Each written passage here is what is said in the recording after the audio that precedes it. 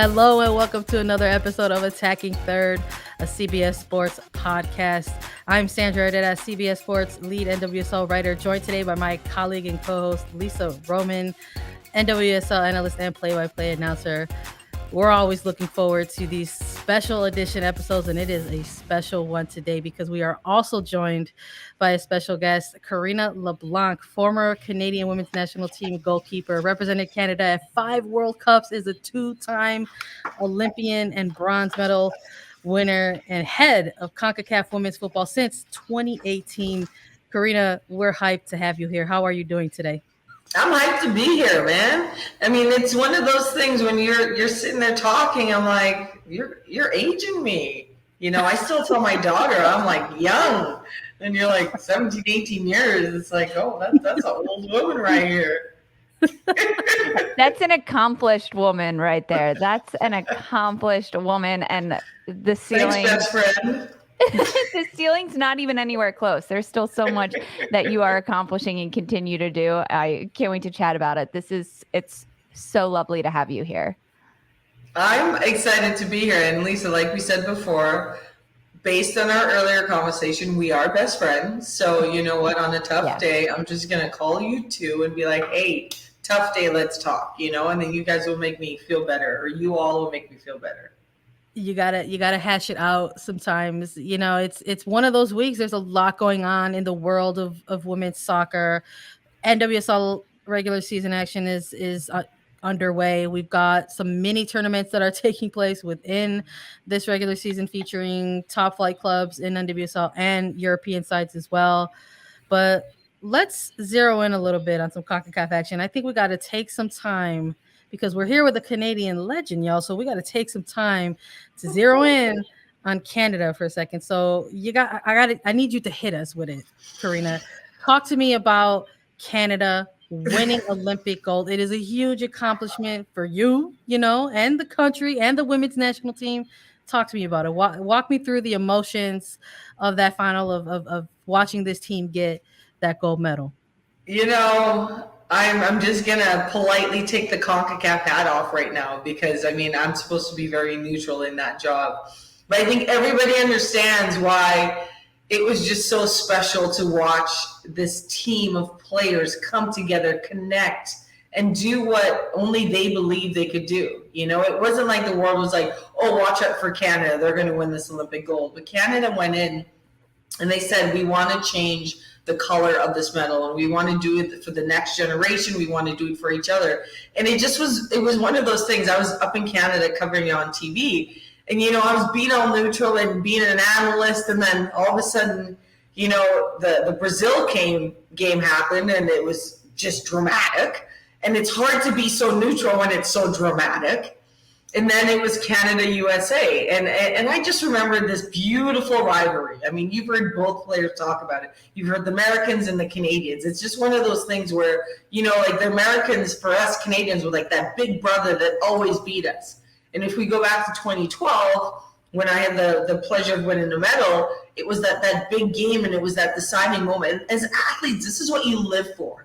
You live for games like this where it's going to come down to the line. Everybody wants to win. Everybody's putting everything on the line. And whichever way it goes, But we all know in the past, it always went to the U.S. And for it to just that tide to turn, and Jessie Fleming, little young Jessie Fleming, step up, and like that penalty, she went the right way. She read it personally, but it was just the perfect kick. And you know, as a goalkeeper, no matter, anytime there's a penalty kick, I'm the worst person to watch a game with, because when there's a save, I'm like, yes, and everyone's like crying, and I'm like, you know, and then to go to Sweden, for it to come to penalty kicks, I think on air I was losing my mind, and it was just one of those things where I was given the space to just be, you know, because it wasn't that like there's a role that I needed to play. I was just able to watch and enjoy this moment. And I knew the game-changing moment of history that these women would have done in this country. And it was beautiful to be a part of. And then putting back my CONCACAF hat on, it's exciting because it's like we have the World Cup champions and we have the Olympic champions. And what momentum and what excitement and all of this thing. So it was just like, oh my gosh, I don't know whatever hat I'm wearing. I'm so excited.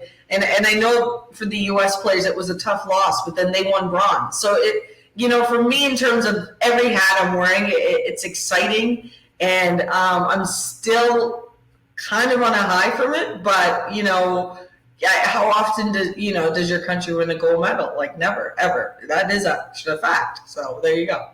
No, it was really delightful to sort of see the podium at the end there with United States and Canada. And it's nice to hear you say that you're still celebrating. I think that's one of those things that should always be celebrated. The Canadians should be celebrating this for the rest of their lives, quite frankly. The thing is that, so I was actually in Canada, which was rare for me because with Concacaf, I'm based in Miami. But to walk the streets, right? And so, yes, I'm on the national broadcast, so people will see me and remember, but it was older women and men, and I say older, like grandparents' age. It was people our age, and now I'm pretending I'm your age. But it was young girls, right? This young girl came up to me freaking out, crying, saying, oh my God. And then the next thing came out of her mouth was like, I want to win gold for Canada.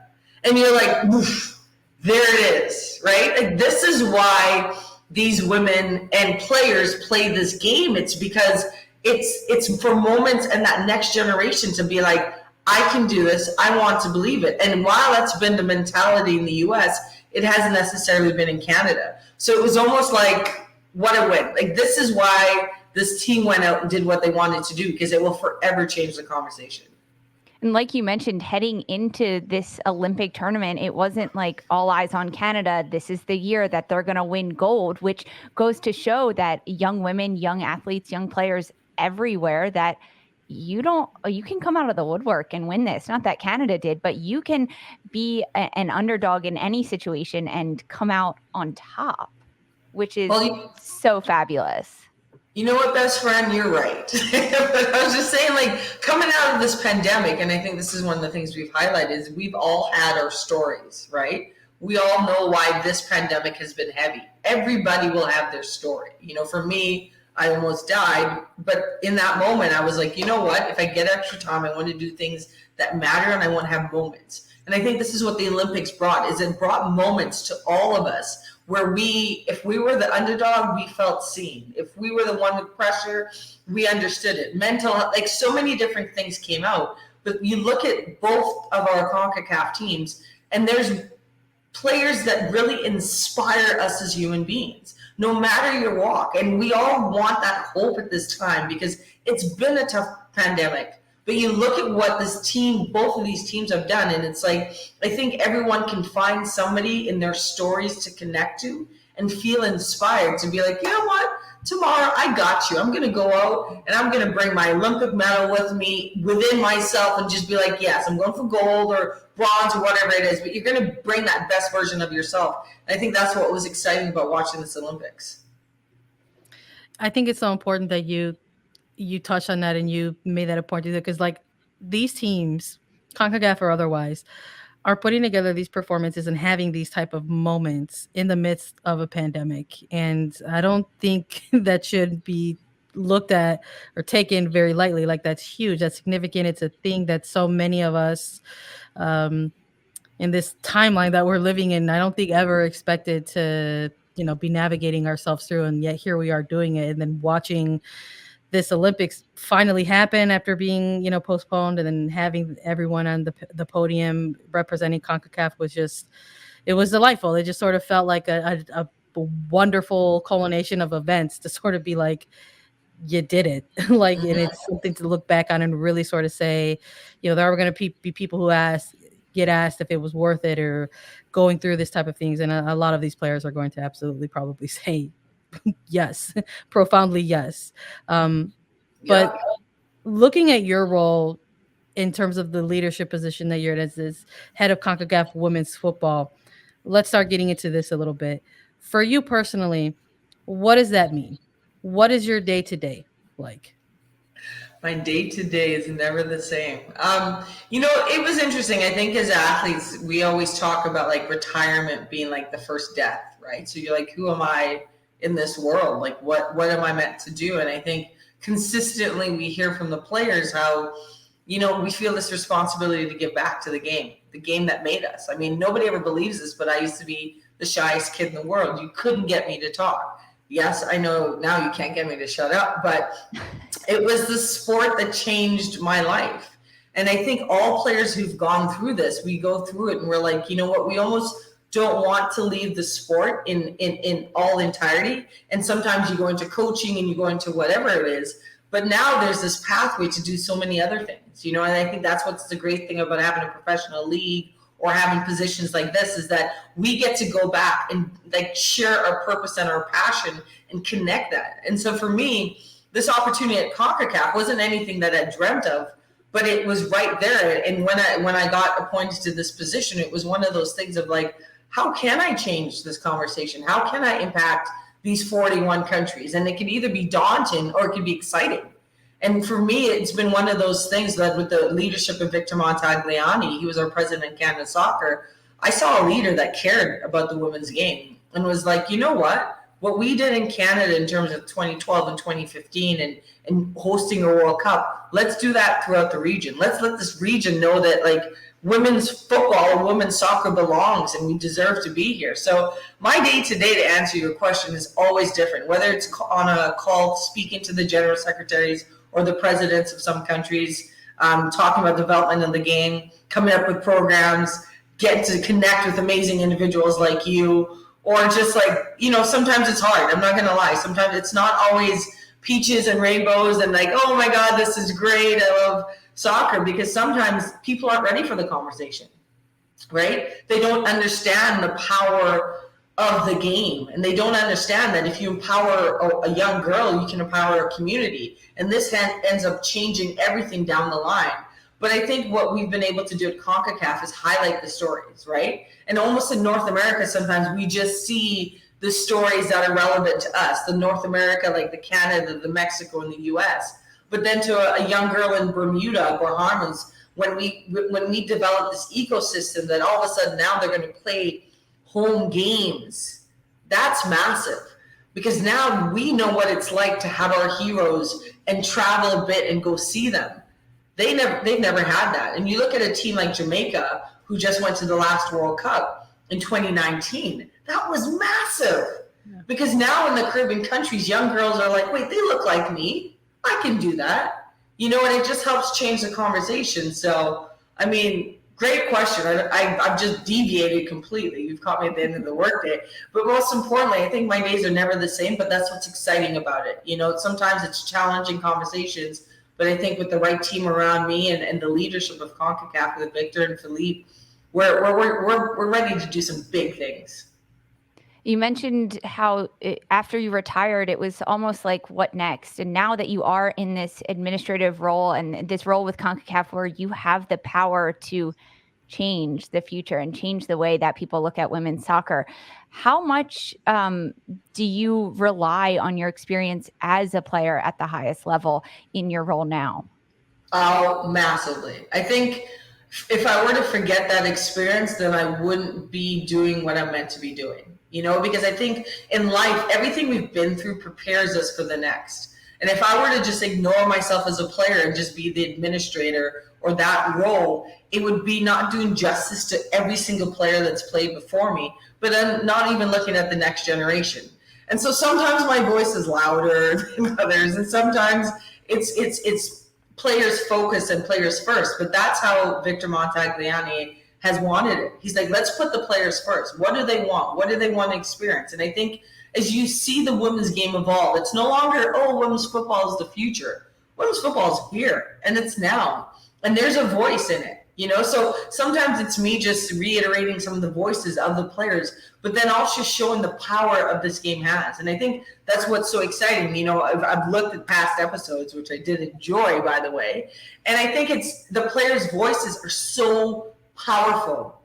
They are the game changers. They are the ones that it's not about me sitting in a room and being like, this is what we need to do. It's like, listen to what they're saying, right? Don't you want more of these in your country? And I think that's where it's shifted, because now the presidents and the general secretaries are like, wait, that's what I want. And the parents, wait, if I put my child in soccer, she'll be that confident? Let's sign her up. wait, my daughter could possibly go to the World Cup because now we have more World Cup slots, right? So there's so many different things in where the conversation has changed, and our objectives were to build foundations, sustainable ones, grow participation, and change the perception. And I think when we put all those together, it aligns with FIFA strategy, but that's ours. And we use the players' voices, and this is where, my past comes in and is helpful in some ways. I think that's when we start to shift that conversation of we're a confederation of 41 members associations or countries with 41 different realities. But we have one thing in common. We know that this game can change a young girl's life. And we see it over and over and over again. So that's the legacy that we need to leave, right? And for me as a former player, what is my legacy? And I ask myself all this, my legacy is that I'm going to use my experience to try to help the conversation move forward. So to answer your question, I think I'm always thinking about the past player in me. I can't play in goal with a licking right now. Trust me, if you took a shot on me, I'd be like, that's a great shot. Good job. Not for me. So would you say that, being a former player was something that, perhaps motivated you to get involved with this actual side of the game in terms of, working for and with CONCACAF, because there's always that next step, post career. What does it mean, or how do you take that? So was this just sort of a natural transgression for you, the transition into this side of things? Did you just say, how I'm really going to change things? I got to get on that other side of the table. The truth is, no, it wasn't. I think in life, and I always tell people this, sometimes you have to have people see in yourself what you can't see in you. I knew for myself, I wanted to stay in the game and impact the game, right? And I tried coaching, and I was like, this is great, but I just didn't feel alive in it, right? And that's okay. But I think that's what's exciting, is that because of that experience, now we want to create more pathways for players on all sides of the games, right? You can be a referee, you can be a coach, you can be administration, you can get into boards, and all these things. And I think this is what we're highlighting now. You can be a GM, you can be an owner, you can be a president. There's so many opportunities for women in the game. We just have to give them the tools to be successful in that, right? And that's why I say I've leaned on so many people, because it's been I walked in and I hadn't said hey, I'm going to lead this way because I know all this, and this is what we're going to do. Right. And I remember one of the things is first, seek to understand before you want to be understood. So for me, it was I did a lot of traveling and went around, and let's not think I'm the first at CONCACAF. There was a lot of foundation before me, but it was understanding where it was. And then I had the space of taking that experience to really hone in with all that CONCACAF had already done and the team that's around me, and be where can we go from here? And that's where I think is exciting, because it's been a combination of all the experience, all the past, all the success we've had in tournaments, and then what do we do on the development side? And that's why I say again, I have to tip my hat out to leadership of Victor and Philippe, because they've really allowed this space of where can we grow, and then allowed me the space to actually learn and grow in this role. And I think at the end of the day, I hope there's more of our former players or players right now being hey, I want to do what she's doing, right? Because I think that's all a part of it. I mean, you ask all the players now. I mean, Carly Lloyd just announced her retirement. Christine Sinclair, when she's I'm not announcing Christine's retirement here. Let's get that right. I was saying, when Christine Sinclair is doing all these things, she's she talks about legacy. And you want to leave the game better than when you came into it. For me, I want to, whenever I leave this job, so that it's there, but somebody else comes and does a better job, and we continue to grow it step by step, and we continue to empower each other and give options for one another, because at the end of the day, that's when we're really winning. The empowerment for young women and every female that wants to be involved at every single level of this game and of this sport. CONCACAF and you are launching the We Belong initiative. What is this initiative? What is the goal of this initiative that you can share with us? I think at the end of the day, it's for us all to come together and be a voice in this conversation and this campaign or topic and say we belong here. Right. And it's not we're not trying to say it in an aggressive way that turns some people off. We're just trying to say, hey, you know what, with everything that's going on, we belong here. Women's football, we're tired of hearing that we're part of the future. Women's football is now. And we all, the three of us on this call, and anybody listening, if you're a woman, you've had that moment where you felt you belonged, but someone tried to say, no, you didn't, right? But we're here to say collectively, we are empowered by each other's stories. Collectively, we see each other. Collectively, we hear each other. And collectively, we are here to say that we belong. We belong to have our own fields. We belong to have our own tournaments. We belong to have our own space. And I think it's a conversation. It's not just for women, but it was interesting. We just had a call even with CBS, and it was like, speaking with the male counterparts, and we're like, do you connect to this? And they're like, yeah, because you know what? There's a reason why we wanted to air these games. There's a reason why we wanted to create this space. So it's not only women saying we belong, but it's men in the space saying we belong as well. And then it can just go, the we belong aspect of things could go so much further. Black Lives Matter and everything. But I think it's a space where everybody needs to understand that their voice matters. And it's time that we all feel seen and heard. And I think when it comes to young girls and women playing this game, and all the players that play under the women's category, that we're all welcome and we all belong here. I like. I'm looking through our lens here, and I love that Lisa's rocking the shirt. I will be rocking the shirt. I'm just unfortunately on the road right now and unable to rock my shirt. So I'm hyped about it. It's a wonderful initiative. When we've been working behind the scenes with you guys to talk about the best ways to highlight this, it's been truly inspiring and motivating to hear about everything coming out of the We Belong initiative. And we, in our episodes, Karina, we check in with each other with a hydration break because we've been chatting it up. So we're going to take a quick hydration break. We're going to sip on some water, and then we're going to come back and we're going to get into more We Belong. I'm going to eat my watermelon. There we go. Cheers. That's a good way to hydrate. Watermelon. People sleep on watermelon. I swear.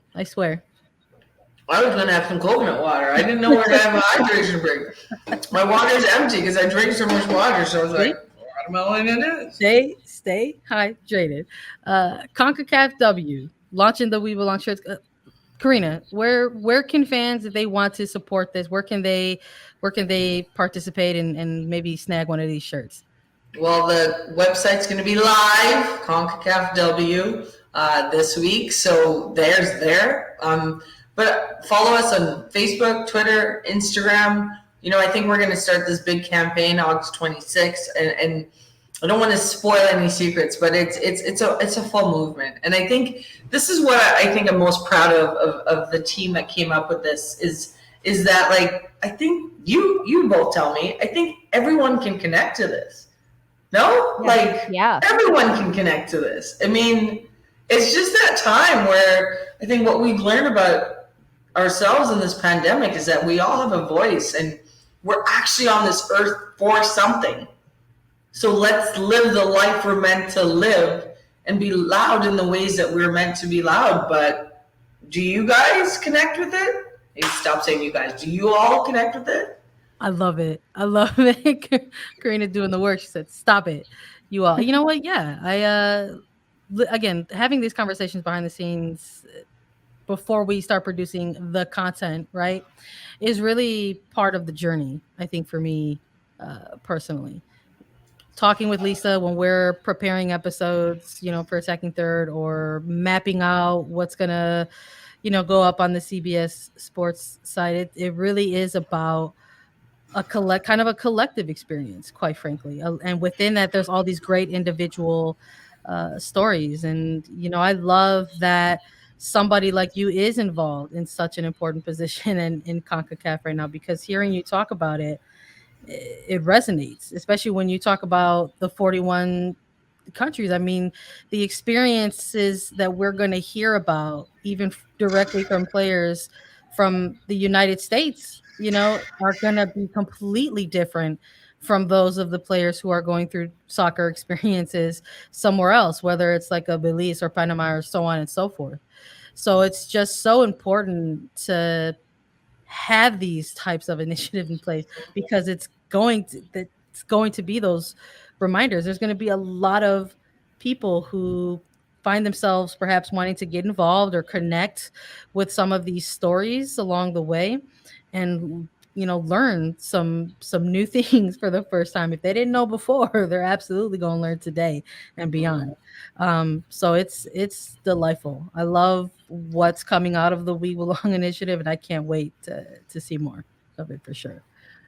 I agree with this initiative so much. I mean, and we belong in every aspect of the game, on the administrative side, as a player, as a coach, as a GM, as an owner, as an official, as broadcasters, and as media as well. There's so many layers to it. And there's so many stories of individuals that have done this and proven that we belong in every aspect of it. And you mentioned your own story that got you to where you are today, Karina, and you even mentioned Christine Sinclair, Sink, a huge story. There are so many stories that CONCACAF celebrates that everyone needs to know about, and all these individual stories of how people can get involved. Where can people find out more about CONCACAF initiatives and stories to follow and ways to get involved? People like us, like Sandra and I, who want to do more and want to say that we belong more.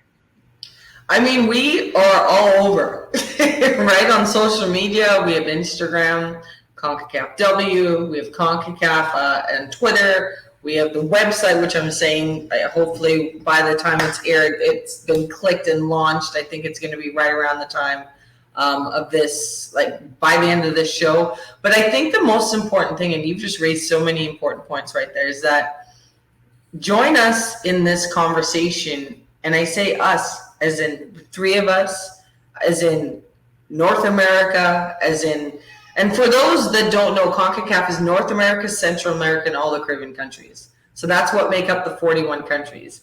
But join us, because it's interesting, because every article that's written, a young girl from Honduras may read that article, or a young girl from Bahamas, right? And all of these conversations matter. And I think when we all sit here, and sometimes people, because I always say, like, we all have a unique greatness within ourselves, but for some reason in life, people will tell us that you shouldn't be great. You should be quiet. You should go in a little corner. You should know your place, right? But when it comes to women's football and women's soccer, our place is here. And everyone plays a role in that. You just talked about the game changers, Quinn, Sinclair, Lloyd. We know these names. But there's also young women in Guatemala, in Curacao, that they matter too, but their stories aren't being told and their voices aren't being heard. And this is when we get to say, come on, we're doing this together. Here we go. And let's make our confederation be the best in the world at this, right? Because we have so many unique situations and circumstances, but we have so many powerful voices. And I think that's why I was so excited to get on here with you today, is because I'm like, this is a platform with two incredible, powerful voices. And why is there not a little girl in another one of our countries watching this saying, that can be me, let's do this? So I just want to give kudos to the both of you, but also that whoever is listening, to remind yourself that you're meant to do great things in this world. And greatness doesn't result in numbers. Greatness could be impacted one person. But to do that, I hope you guys aren't hearing all the alerts that are going in the background. No, I'm just inspired. Yeah, I'm just you were staring at me, and I'm like, oh, are all these alerts click, click, click? No. That's what my job is like. No, I'm just listening. I'm just taking it all in. I'm just like, man, like I really am gonna need those. We really should schedule a weekly call. I'm gonna need that Karina motivation going on. Listen, you're already living the life, and I think this is the biggest thing. I love what I do, right? Every day is not like happiness, because sometimes you're just pushing that envelope and people aren't comfortable with. But I think I'm living my purpose, and so are the two of you. So it's just challenging everyone who's listening to be like, what is your purpose? Start living your life with purpose. And if it is connected to women's football, go out there. Go out and get investors. Go out and create a field where young girls can come play. Go out and have those hard conversations, because this is the time, right? We've just gone through a difficult period in our life. And if you're going to get out of that difficultness, and I learned this from what I went through with my daughter, and for those who don't know, I had heart failure right after giving birth to my daughter. So I didn't know if I was going to be here today. And I promised myself to do things that mattered. And I don't think we all need that wake-up call to do things that matter. And I think women's football and women's soccer is what matters. So if there's a reason why you feel alive when listening to this, go out and impact. And it doesn't need to be big, right? We have a platform, we're doing this, but like if there's somebody at home right now watching being like, I love watching it, then make sure you tune in and watch every single day, right? Get those numbers up. And then if you want to go coach, go get a coaching license. You know, it's people always think it's so big to impact. You're wrong. Because we, the three of us, know the impact of this game. And the more girls that we can get playing the game, the more countries we can get playing at the highest level, the better it is for all of us.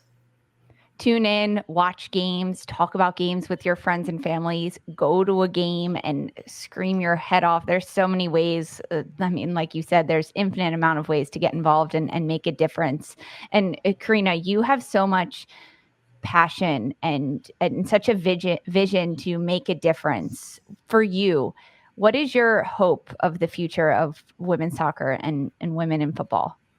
Wow, that's a great question. I think I got to come back to my why.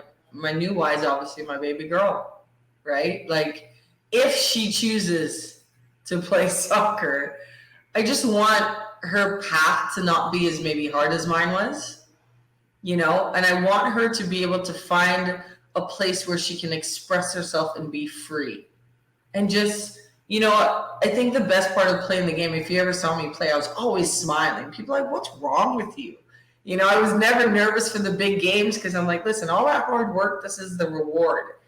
And I think my hope for the future in women's soccer and women's football is that we can create a place where more girls can go out and enjoy that freedom and enjoy, you know, it's not always about the World Cups and the Olympics. I mean, trust me, I feel very blessed to have played at that level and to win, you know, an Olympic medal for my country. But I think it's creating the opportunity for more women and girls in all of our countries that they can find themselves through this sport like I did.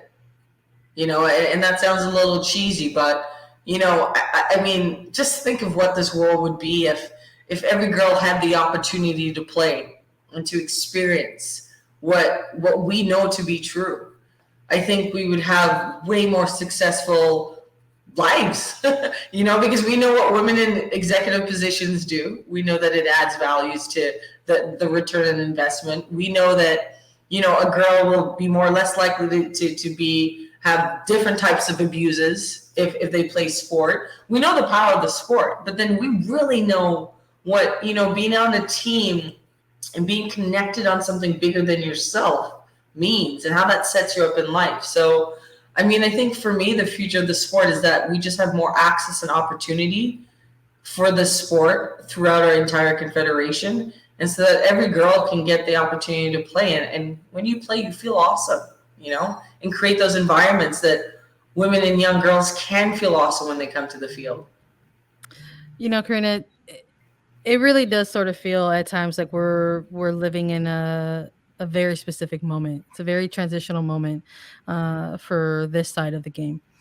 And in terms of cultural norms, cultural shifts, other perceptions of women in football, how can that shift? What can fans, everyday fans, do within this sport to try to shift those maybe prejudices that exist within this side of the game?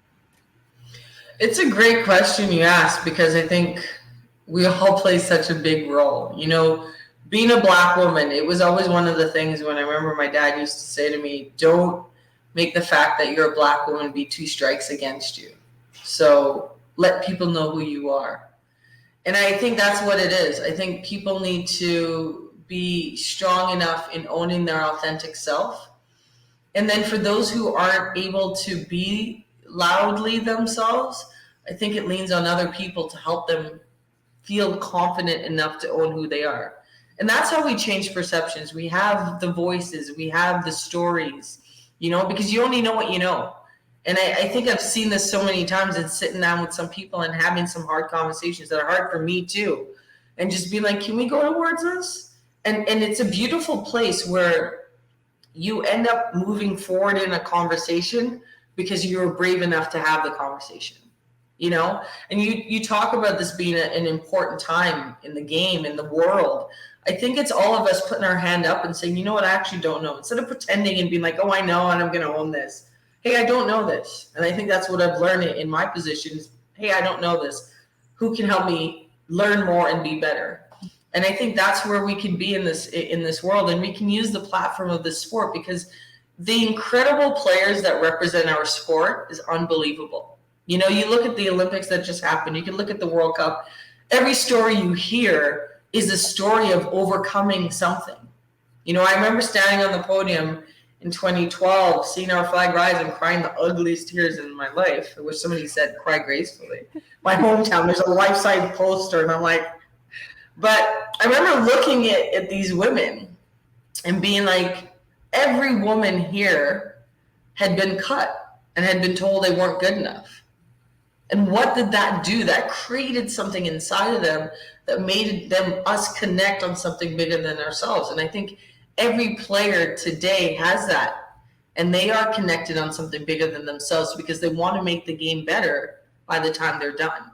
So in terms of the transition and everything, it's a beautiful space, but I think it's time for us to ask more questions and keep telling more stories, because it just takes somebody watching on TV or being online and be like, oh, I can't believe I'm like her. Oof. All of a sudden, that person feels like somebody. And that's a powerful thing, to feel like you're somebody and that you matter. And that's what our sport does. And that's why I'm so passionate about it, because that was me. I'm not sitting here telling you anything I've read. It's my life. It's my reality. And I know so many players that I played with. It's their life and their reality. So how do we shift things? We keep giving the platforms to these players who have voices and who have experiences, and ask them to be open and vulnerable and honest. And we see where that takes us. And people aren't going to always like it, but I mean, you're never going to please everybody, Yeah, that's so true and so right. But the ball keeps rolling for CONCACAF for soccer. The Olympics are done. We have the World Cup coming up. CONCACAF has a lot of things to juggle right now, and I know you're involved. You have your hand in all of them. Very impressive. Coming up on Friday of this week, towards the end of this week in August, what is happening with CONCACAF? There's a panel happening. Where can we watch it? Who's going to be there? I think you're involved. Can I watch you do some pretty cool things on this panel? What's happening, Karina? Fill us in. Yeah, we have a wonderful panel coming up on Friday, and it's called The Business of Belonging, Women in Football, starting at 11 a.m. Eastern Time to 2:30. It'll start off with a one-on-one with our great president, Victor Montagliani, and I will be doing that interview. And what's exciting about that is that I'm gonna be, just like I said to you, open, honest, and vulnerable with him, and he's gonna do the same thing back. We're gonna start about how we cried in the locker room in 2012 when we won an Olympic medal, and I'm gonna go there with him. But also, you're gonna see why I'm so passionate about what I do, because with his leadership, we're gonna go where we've never gone. And we have a new ecosystem that's coming up where we'll more than double the amount of games played throughout all 41 of our countries. We're going to get home games to some of our countries, a major investment. Then we'll have the next panel is the Football State of the Union with Sarai Behrman, Chief of Women's Football at FIFA, Sonia Fulford, who's a council member, president of Turks and Caicos, and then Mariana, who's the head of Liga MX in Femenil over in Mexico, led by CBS, Marissa. And then we're going to have a winning formula, which is going to be another one-on-one with Bev Priestman. And she was on vacation. She is on vacation, but I was like, can you do me this favor? And then we're going to dive into the business of football. And we have the CBO of Snap with Jeremy Gorman. We have a CBS executive with Dan, Jess from AFC, and just talk about partnerships and how do we grow the game. And so that's on Friday. I'm like going through my head. And then on Saturday, we have the draw, which will be the World Cup the road to the World Cup draw. So teams will then figure out who they're going to play, when they're going to play. I know it's in November this year it starts, and that's exciting because I remember being a part of a draw and just be like, who are we going to play? We always never wanted to be in the same pool as the U.S. That was our big thing. But, that's exciting. And then, we just have, a couple other things. So people need to tune in. Let's go. Let's make sure that they tune in to all of this great stuff. I can't believe the week that we're having. Tell me about it. I forgot to say where you should tune in. I was going to say, you should tell me about it some more, Karina, because the people need to know where to go. This is like the one part that was written down, and I haven't read it. Tell them where to go, Karina. Me. Concacaf Go, which is our app, so download that. Facebook, Twitter, YouTube, you can see that live there, and we're going to be sharing in multiple channels, including all of yours. That's on Saturday. And then on Friday, go to our website because we need people to show up for this conversation, right? So the panels that we talked about, it's going to be interactive. We could have just recorded it. We decided not to.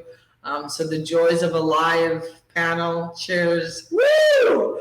I'll sleep on Sunday. But so please tune in, sign up. I think we're going to put links on CBS as well. And let's do this.